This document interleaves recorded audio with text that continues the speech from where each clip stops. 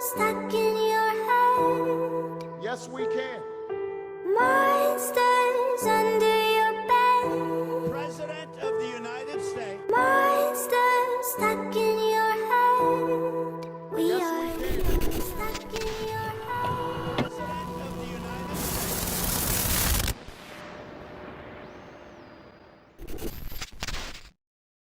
In a developing story, many people up in arms after the Department of Homeland Security announced its plan to simulate the effects of biological weapons in an Oklahoma town. Has many people in Newkirk, a small town near the Kansas border, concerned. According to DHS, they will test the impact on buildings if a terrorist were to release a biological weapon. So this just does not end. They're getting it from every single solitary angle, and just when you thought it wasn't going to get any worse, our own military is spraying everybody with this stuff for a disease that doesn't exist. It exists on paper, but it also, once again, belongs to the same people that are in cahoots with the Red Cross. You see how it's all coming around full circle? This is the deal. They bring in the weather, they make it rain, they destroy everything, they make money hand over fist every which way there is, and if it's not enough, they'll bump it up with NASA or whatever else. It doesn't end. We are at war. We've been waiting for World War III. It's happening. You can deny it all you want. It's happening right now. Look at the sky. Look at the sky when the sun comes up. Look at the sky when the sun goes down. The skies look radioactive because that's what they're doing.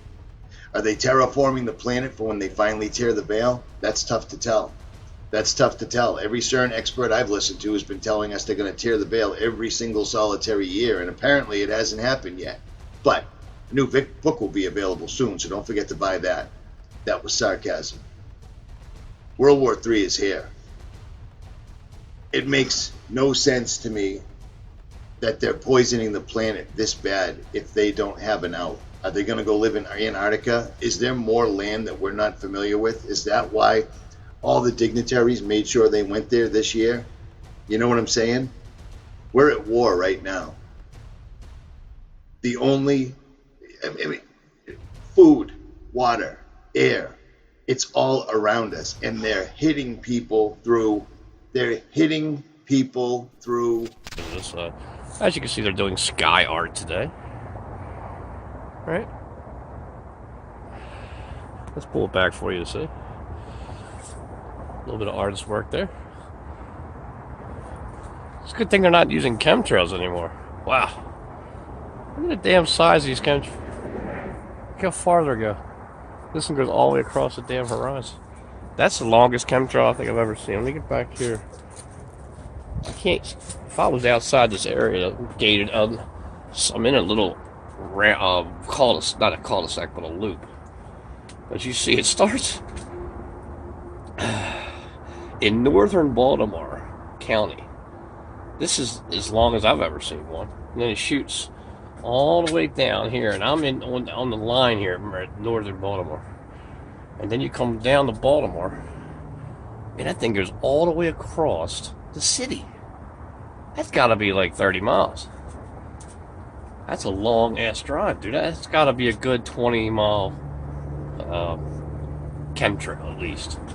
And if you don't know what chemtrails are, man, you got some studying to do. Let me break this down for you guys, because this is going to be my first video back, and I was kicked off of YouTube 6-7 times. Facebook has banned my IP address on my phones, and Twitter has completely blocked me from even existing, so I'm not even allowed on social media. Hey guys, this is the Chief, and I'm not even sure how to explain this, to be honest with you. The first shot, real quickly, like the first 2 seconds, you're going to see the lightning hit the bird, watch, right? Boom. And now you're going to see a direct energy weapon hit this river and cause a sulfur bath at 10,000 degrees with poisonous gas. Watch this. Boom. Look at that. Did you see that? That is incredible. Look at the yellow and dark orange sulfur coming off of this, and you can hear the chemicals and the gas vapors mixing with the water. Wow. No wonder we have no fish anywhere. Or actual clean water. I mean, look what they just did to this river. I don't even know where this is. I wish I could find out the location of this. I'll try to. But as I back it up again, you're not even going to believe it when I slow it down and show you the pictures. I mean, I'm just in disbelief. And you know what really bothers me is the guy that's holding the camera there and in the perfect position of where this thing hit the side of the hill and then skipped over into the water. And then whatever was in that thing, man, did you see the water explode with a yellow and orange gas vapor? And the bubbles looked like a sulfur bath up at the Yosemite Park, man. That was rough. That had to be about a 10,000 degree it had to be at least a few trillion watts of power packed with a gas bomb. I mean, that was like a liquid venom, dude. That was unbelievable. It's unfathomable what they're doing. So that's not lightning, and the guy, I'll leave the video link. The guy's video link said it was lightning, and I'm telling you right now, the first one was lightning, and the second one was absolute direct energy weapon with a little bit of shot of sulfur for you. Man, no wonder we're all fucked up. I mean, it's not good enough to put it in the air, right? So everybody and plants and everything consume it. But let's just go ahead and give you a quick liquid venom shot in the river here of sulfur and then poison it, kill the fish, poison the food, poison the fish, poison the people drinking it or exposed to the water. What a joke. This whole world has become a joke. You know, I'm out of here, guys. It's the Chief. Doesn't get any slimier than this, man. I don't know how you can get any slimier than this. Y'all have a good day and God bless us all.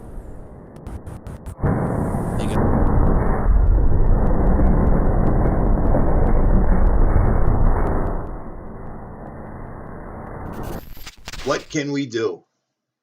You're looking at a sign that's stuck in the ground in front of an absolutely enormous field in northern Texas. And as you can see right at the very top, it's owned by Bayer. Bayer Aspirin owns all of this. Well, if you remember, not too long ago, I put a video up. Many people put videos up where Bayer bought Monsanto.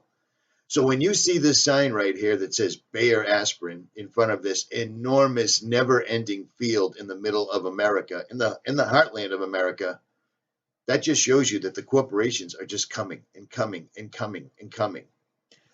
I have spent a lot of time traveling the United States and meeting people. I've actually met subscribers from every walk of life. And the one thing that I noticed more than anything else is there's a lot more awake people than the numbers on YouTube, the numbers on Facebook, Twitter, Instagram, so forth and so on show.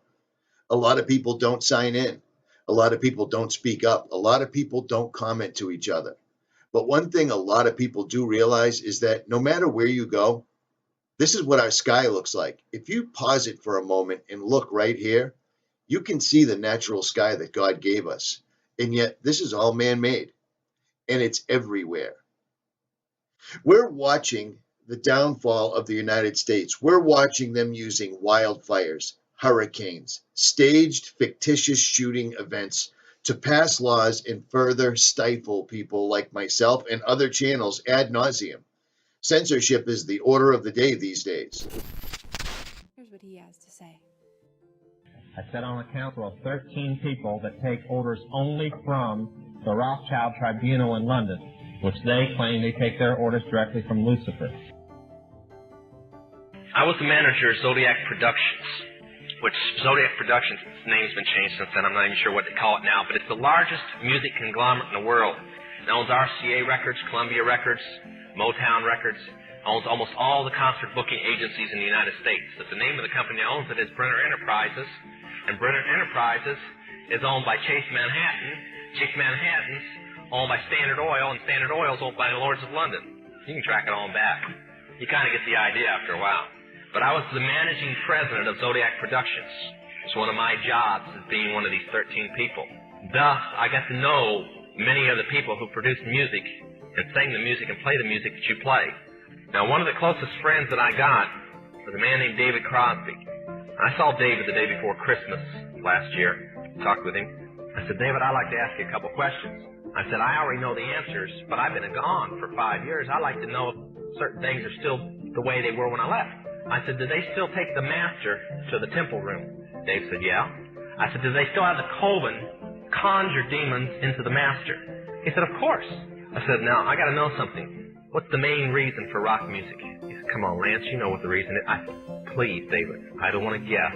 Tell me what the main reason is. He says, the same as when you were in, so that we can play spells on people that we couldn't cast spells upon. When him and Crosby, Still, Nash & Young produced the record 2/8 Street, they ordered the Principality of Medici to order demons of rebellion to go into the record, and everybody that heard it would be rebellious against law and order and government.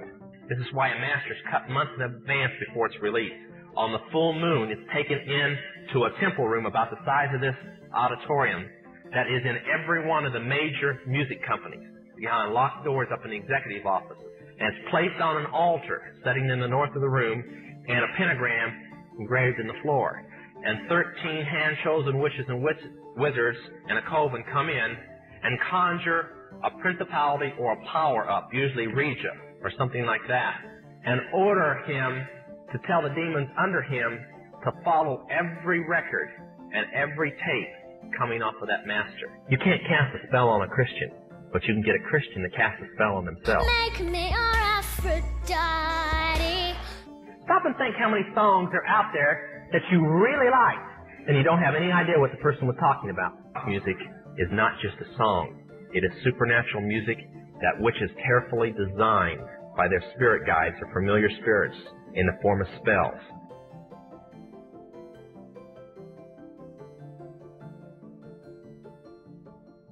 We're seeing a society that not only has a lot more people of lower IQ, but a lot fewer people of higher IQ. In other words, a dumbing down, a chemical dumbing down of society. So everyone's sort of mediocre. That leaves them dependent on government because they can't excel. We have these people of lower IQ who are totally dependent. Then we have this mass of people who are going to believe anything they're told because they can't really think clearly. And very few people of very high IQ who have good cognitive function who can figure this all out. And that's what they want. So, you know, you can kind of piece it together as to why they are so insistent in spending so many hundreds of millions of dollars of propaganda money to dumb down society. Oh yes, and music is a whole another area that employs these techniques. Popular music, all popular culture. It's not just entertainment. Entertainment is not value free. It has ideological content. It presents a worldview that influences the people who are watching or listening. So we've got this disconnect, thinking that entertainment is harmless when it's the most important delivery system of propaganda, because it influences people without their conscious awareness, and that's the ultimate in controlling people in society, is to do it without them being aware of it. Take a look at this. These are the patents that I showed you. A couple of other channels have followed up with this as well, but I'm going to go far and beyond all of them, including my own video. These patents were filed back in from 1984 up to 2001. There's a total of 15 of them, and they are about nervous system manipulation by electromagnetic fields for monitors. And I showed them all to you, and I explained it all in the video, and the video did fairly well. And I compared them to the same sigils and symbolism that you would need to conjure or raise a demon. Now, let's look at what I've found since then, shall we?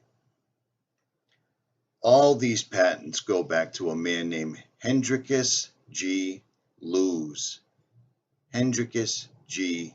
Lewes.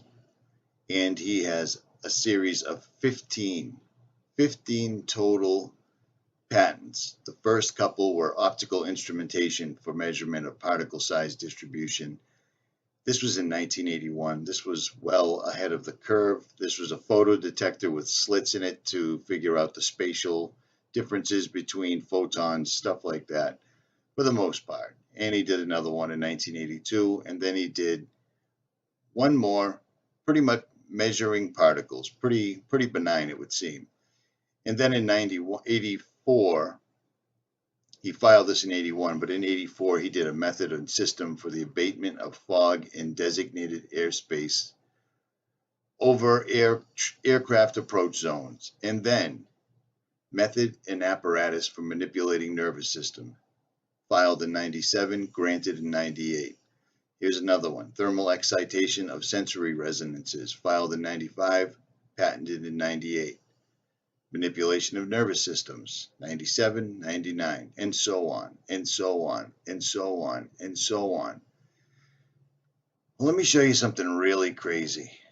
This is going to freak you out. Watch this. Hello, Earth. So good to see you. Seeing me. We know you find TV irresistible. And Hulu. Yeah. Now follow me. Below the curtain. Now, for copyright reasons, I'm not going to play this entire video, but I'm going to play the ending of it so you can understand what they're telling you over and over. We all remember these creepy Hulu commercials, right? Alec Baldwin, this guy, all sorts of people. Favorite place, everywhere. You see, this is your brain on TV. This is your brain on Hulu. So close. And this is your brain on Hulu Plus. Now, what he just basically said is the television's definitely doing everybody in. Most of us, including myself, have walked away from television entirely. But we spend the majority of our time on laptops, cell phones, and other black mirrored computational devices, correct? Listen to what he's got to say. And this is your brain with a little sprig of mint. Hulu Plus. That's hot. An evil lure plot to destroy the world. Enjoy. And then, of course, you've got the ad with Alec Baldwin, and he basically says the same thing, that television wasn't quite doing the brain in quick enough, so they had to spread it out, and that they did it all for free. And they keep going and going and going, and at the very end, he says the same thing. Because we're aliens, and that's how we roll. Now, they just told you that this was an evil plot to destroy the world, and they're telling you everything straight up, but people are couching this in a way that it's, it's comedy. It's no big deal. Hulu. You see that? Hulu. Remember that name. Hulu, right? Look at the name of the guy that actually made all these electromagnetic fields, all these manipulation devices for monitors and other means, television, cell phones, laptops, the gas station monitors. His name is Hendrikus Liu, or Hulu, because his co-workers called him Who for short. Hulu. Hulu. You think I'm wrong? You think I'm kidding? You think it's too far of a stretch? Well, now I can prove it. Here's a forum that somebody sent me a link to. Now, this guy has credentials, big credentials. It's no joke. I'm not going to show everything, but I'm going to show you enough so you can understand what I'm talking about. The guy that wrote this is Dr. A. True Ott, PhD. Hulu, a quantum leap in electronic mind control and manipulation. Hulu is the new digital high-def interface between homes, computers, and television networks. They would like you to believe this is all wonderful and completely free. Don't be fooled. Nothing is free. Somebody is paying billions of dollars to bring this technology home to you. And that's a fact. It's entirely, completely free, yet they have all the best stars, so forth and so on, and they tell you exactly what it is they're doing. An evil plot to destroy the world. Enjoy. Did you know the average person spends 4 years of his life looking down at his cell phone? Kinda ironic, ain't it? How these touch screens can make us lose touch. But it's no wonder in a world filled with iMacs, iPads, and iPhones, so many eyes, so many selfies, not enough us's and we's. See, technology has made us more selfish and separate than ever. 'Cause while it claims to connect us, connection has gotten no better. And let me express first, Mr. Zuckerberg, Not to be rude, but you should reclassify Facebook to what it is, an anti-social network. Cause while we may have big friend lists, so many of us are friendless all alone. Cause friendships are more broken than the screens on our very phones. We sit at home on our computers measuring self-worth by numbers of followers and likes. Ignoring those who actually love us, it seems we'd rather write an angry post than talk to someone who might actually hug us. Am I bugging?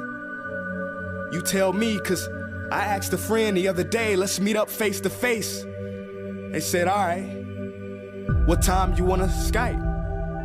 I responded with OMG, SRS, and then a bunch of SMHs and realized, what about me? Do I not have the patience to have conversation without abbreviation? This is the generation of media overstimulation. Chats have been reduced to snaps. The news is 140 characters. Videos are 6 seconds at high speed. And you wonder why ADD is on the rise faster than 4G LTE. But get a load of this. Studies show the attention span of the average adult today is 1 second lower than that of a goldfish.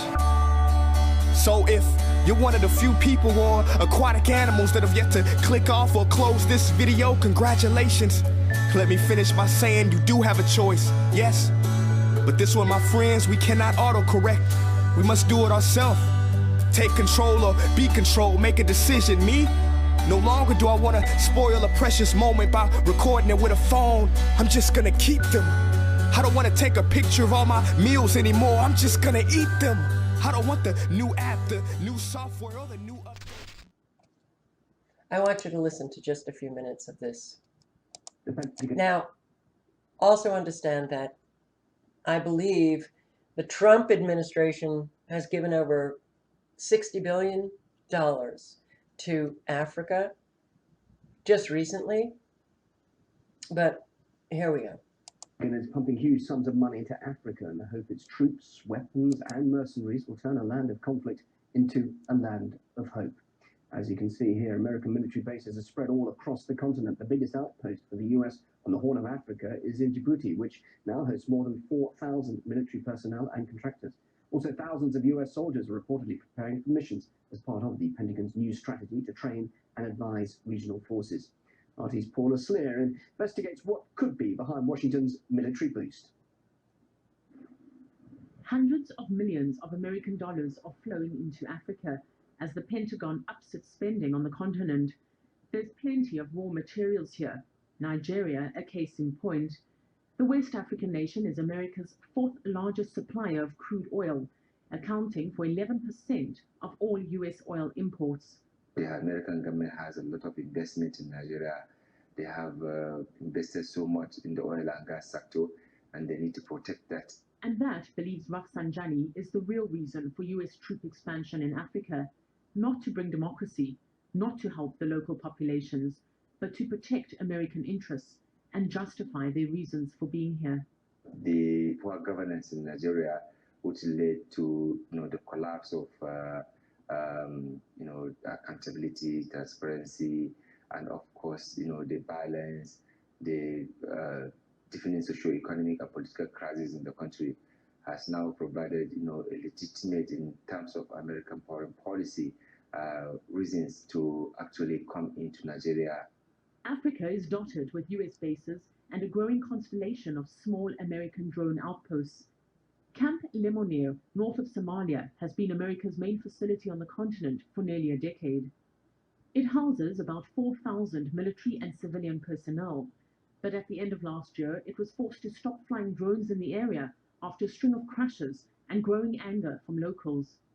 Problem is, U.S. forces are getting stretched very thin. They're being tasked with missions that are well beyond their numerical and logistics capability right now. And the danger with Africa, like all foreign interventions, is that new conflicts expand from them, and the next thing you know, suddenly you're out of troops and out of money to sustain these missions. U.S. Secretary of State John Kerry says, "What's happening in Africa is so exciting overall, and we are really deeply engaged. And the president has instructed us to really try to light our fire under our efforts throughout the continent. But what's not so exciting is the growth of jihadists and anti-Western groups across the continent. Thousands of American soldiers are gearing up for missions as part of the Pentagon's new strategy to train and advise African militaries to deal with the threat. It's not impressing those who live here. The Americans have failed to combat terrorism in Afghanistan or anywhere else, and the same will happen here in West Africa. It's likely that their presence will even bring the terrorist threat to Senegal. But the president does his calculations saying, well, this will allow me to be a good friend of the United States, maybe attract some investment or strengthen my security forces. But from the point of view of the Senegalese people, we risk losing an awful lot. A number of African leaders have expressed concern about the potential militarization of the continent, fearful that America's expanding presence will bode badly for Africa and her people. Paula Sleer, RT. And it will, absolutely. So I want to see It's if not this. just Eastern Africa suffering. Yes, here. Listen to this. From the threat of extremists, of course, it's a problem occurring continent-wide, and because of that, President Trump now has been increasing the U.S. presence there at great expense to American taxpayers. Miguel Francis Santiago reports on that side of it. You remember Trump's America First tagline, right? Well, U.S. tax dollars are currently being spent on a military intervention in Africa. 1,500 troops are now stationed in the region. So what are they fighting in Africa? Terrorists. Okay. And how's that going? Well, apparently not all that well, at least not in Niger.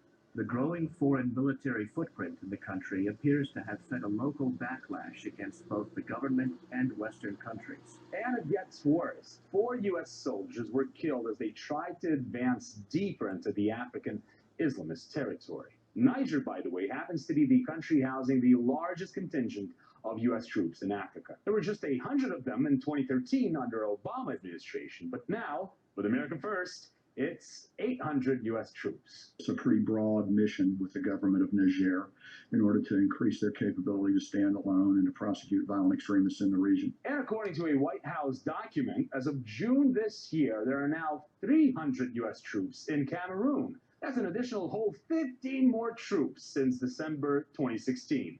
Now that's a serious increase that no doubt requires a serious budget, right? No way, you may say, but oh yes, just this Wednesday, the Acting Assistant Secretary for African Affairs asked for $5.2 billion tax dollars, as it's the required budget for African assistance in 2018. Okay, but why so much money?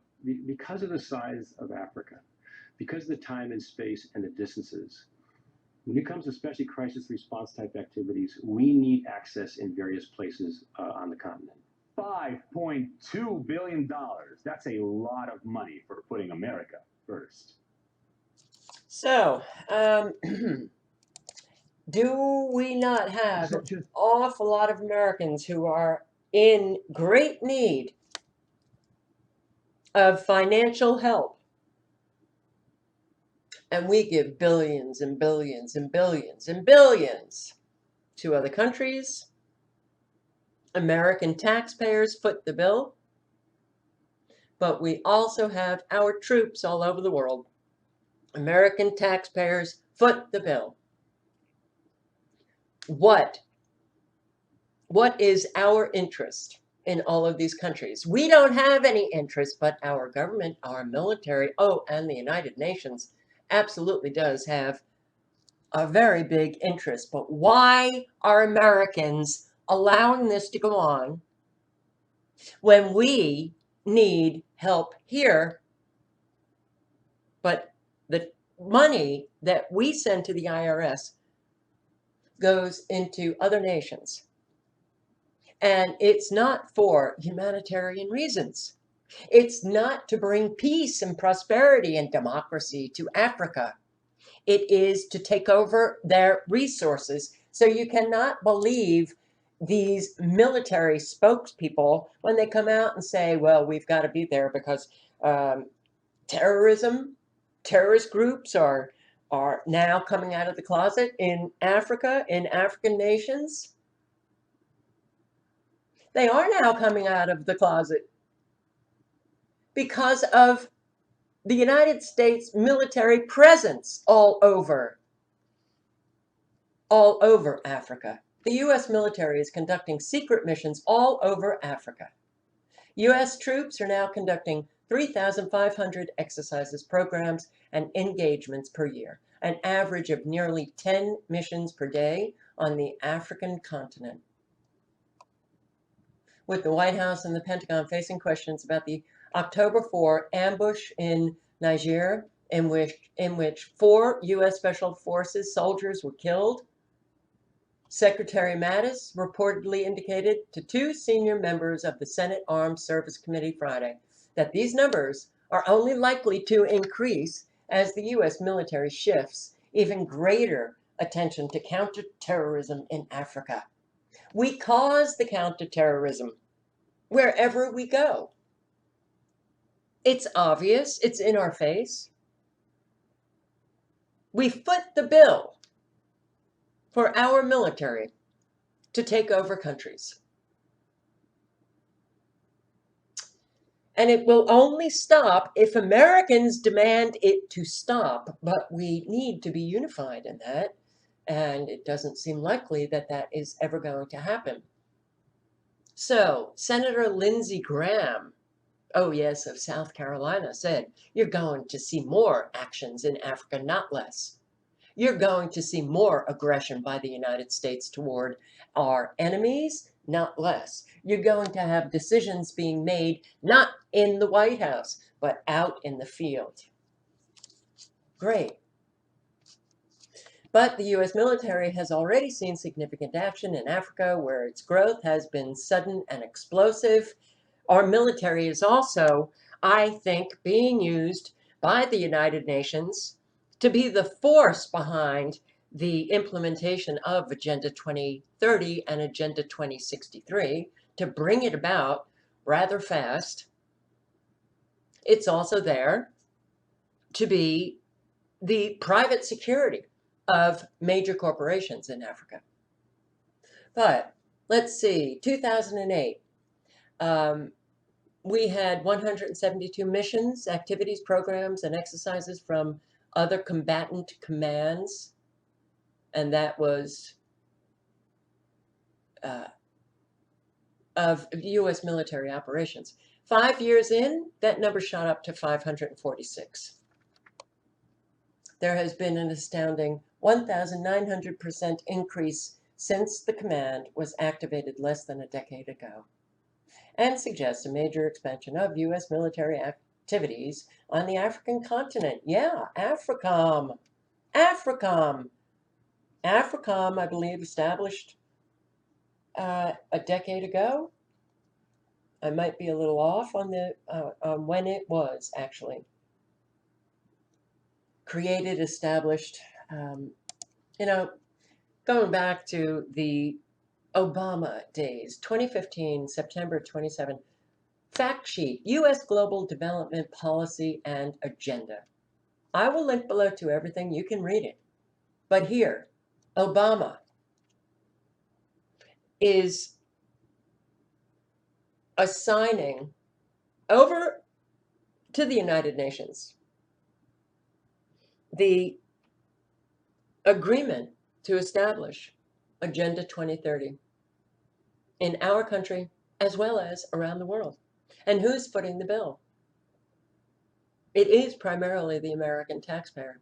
Under the Obama administration, the United States has committed and helped mobilize more than $100 billion in new funding from other donors and the private sector to fight poverty in the areas of health, food, security, and energy. In the United States, the adoption of the 2030 Agenda coincides with a growing bipartisan consensus on the importance of global development and direct philanthropic contributions from the American people. Were we asked? No. No. That money was just taken from us. And we are actually footing the bill for our own demise. The loss of our freedom, the loss of our private property rights, the loss of our individual rights, the loss of our sovereignty, because Agenda 2030 is a global plan that ultimately will have a one world government, a one world religion, where the people of the world will be global citizens enslaved by the elite. That's where all of this is going. So, consolidation of police powers around the world is taking shape rapidly and making itself quite visible. And it should be a major red flag for everybody. It should beg questions in everybody's minds about what is taking place here. I want to thank the subscriber who alerted me to this. Chinese police are patrolling the streets of Italy. This was posted on Rupley TV yesterday, and I'll link below to everything you can watch. Chinese police there in Italy.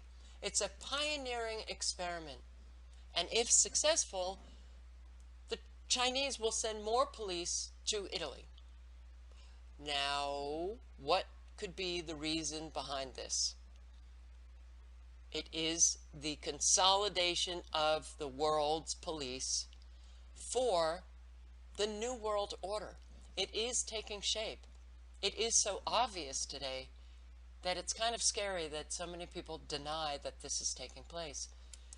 Posted just a couple of days ago, EU in stealth plan to set up army by merging German and Dutch forces. There is a secret army being developed in the EU, and it's not just German and Dutch armies that are merging and their navies merging, but other countries are talking to Germany about merging their army with the German army. That is very scary. When you have the consolidation of this kind of power, when you centralize this kind of power, you have a very few at the top who dictate to all what it can and cannot do. You have tyranny. That is why centralized power is very scary. People say the dumbest shit nowadays and don't realize what they're saying because they're so well indoctrinated into being a slave that can't think for themselves. So when you come to them with something that is real and natural and organic, they don't know how to even identify with it because they're caught up into this materialistic world.